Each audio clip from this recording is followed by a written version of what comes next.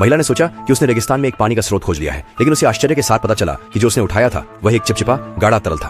तभी पास में अचानक एक घोड़े की हिनहिनाहट गूंजी। उसने ध्यान से देखा और पाया कि वह एक यूनिकॉर्न था, लेकिन अगले ही पल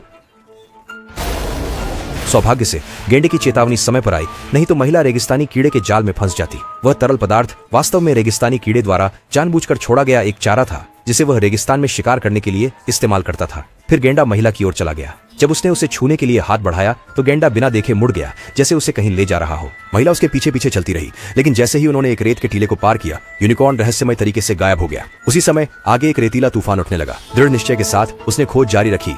एक होर्न के पीछे महिला ने तूफान का सामना किया। हालांकि उसे एक होर्न नहीं मिली, उसे अचानक एक छिपकली दिखाई दी। उसने छिपकली को पकड़ा और उसे दीवार पर मार दिया। फिर उसे भूख से खा गई। उसने इसके अंडे भी नहीं छोड़े। खूब खा पीकर उसने अपनी यात्रा फिर से शुरू की, लेकिन जल्दी ही उसका स्वास्थ्य बिगड़ने लगा और उसने उल्टी कर दी। जब उसने अंततः अपनी सुध बुद्ध वापस पाई तो यूनिकॉर्न एक बार फिर उसके सामने खड़ा था और फिर एक निश्चित दिशा में दौड़ गया। महिला समझ गई कि यूनिकॉर्न उसे रेगिस्तान से बाहर ले जा रहा था। उसने बिना संकोच उसका पीछा किया। अचानक गेंडा अचानक रुक गया, जैसे कि कुछ महसूस कर रहा हो। महिला घुटनों के बल बैठ गई और चाकू से जमीन में छेद किया। जल्द ही एक झरना फूट पड़ा और उसने लालच से उससे पानी पिया। गेंडे को भी कुछ पानी देना नहीं भूली। फिर उन्होंने अपनी यात्रा जारी रखी, लेकिन जब वे एक वीरान इलाके में पहुंचे तो महिला को खतरे का आभास हुआ। अगले ही पल अचानक जमीन से एक विशाल जानवर उभरा। जब उसने ऊपर देखा तो उसने देखा कि वह एक भद्दा और विकृत बिच्छू राक्षस था।